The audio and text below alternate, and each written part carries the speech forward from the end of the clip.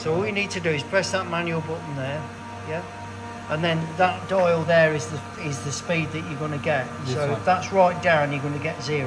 So that is your 0. Yeah, and the higher you get it, the higher the feed. Yeah.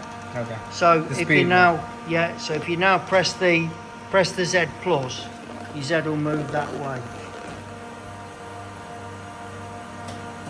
Yeah, it's on. It is moving. It's just you got the feed rate right down. So if we put that. Take the feed rate So, up. okay, this is the speed controlling. Yeah. So you can move the X and the Z. The X which direction? Shows you Y minus. Yeah. So you've got the same. So you got the same on your front spindle. Look. So you can move those the same way.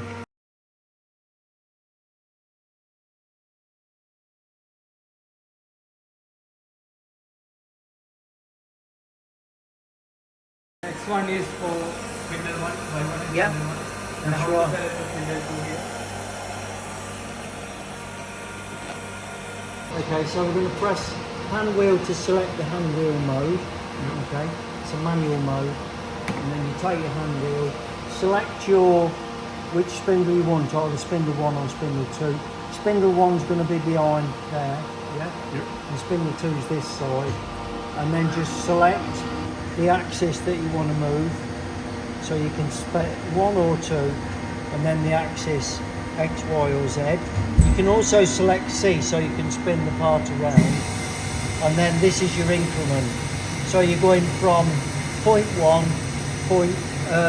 0.01, 1 micron, and that's a thousandth of a millimetre. Right. So you can move in any of those, and you've got to hold that in To make while any you're axis doing work. it. Yeah. So you've got to make sure you've got the right spindle.